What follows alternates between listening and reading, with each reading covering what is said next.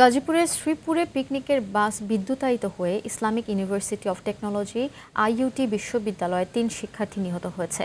আহতদের স্থানীয় হাসপাতালে ভর্তি করা হয়েছে। এ ঘটনার তদন্তে গাজীপুর জেলা প্রশাসক এবং বিশ্ববিদ্যালয়ের পক্ষ থেকে পৃথক ২টি তদন্ত কমিটি গঠন করা হয়েছে।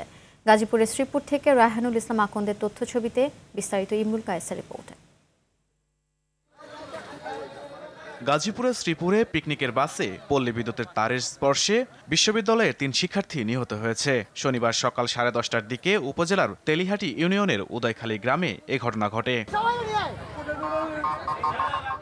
প্রত্যক্ষদর্শীরা জানায়, গাজীপুরের Islamic university of technology IUT বিশ্ববিদ্যালয়ের তৃতীয় বর্ষের প্রায় 450 শিক্ষার্থী 6টি দোতলা বাস নিয়ে পিকনিকে যাচ্ছিল। এ সময় উদয়খালী এলাকায় পৌঁছালে সড়কের উপর দিয়ে ক্রস করা 11,000 ভোল্টের সঞ্চালন লাইনের সঙ্গে বিদ্যুতায়িত হয়। এতে ঘটনাস্থলে বিশ্ববিদ্যালয়ের 3 ছাত্রের মৃত্যু হয়।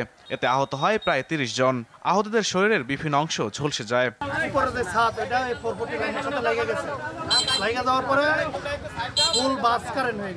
বড় ছেলের বউ এই সাইডে আইসা কইতেছে আব্বা একা শুলে ধোঁয়া বাড়াইতেছে।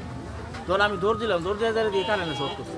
8 জনের মনোরণ শরীরে মেঝে নাই কিছু পাও আর এর মেঝে মরা হইলো 2 জন এখনো পাইছে।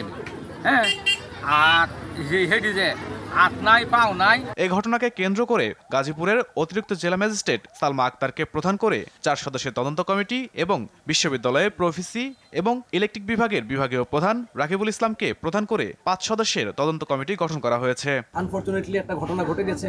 বাকি যারা আছেন তাদেরকে কিভাবে সেফলি আইওটিতে পৌঁছানো যায়, যারা আহত হয়েছেন তাদের কিভাবে চিকিৎসা করানো যায়, যা নিয়ে আসলে আমি বলবো যে তদন্ত কমিটি গঠন করা হয়েছে আমাদের আইইউটির পক্ষ থেকে। দুর্ঘটনার সঠিক তদন্ত করে ব্যবস্থা নেওয়া হবে এমনটাই প্রত্যাশা সকলের।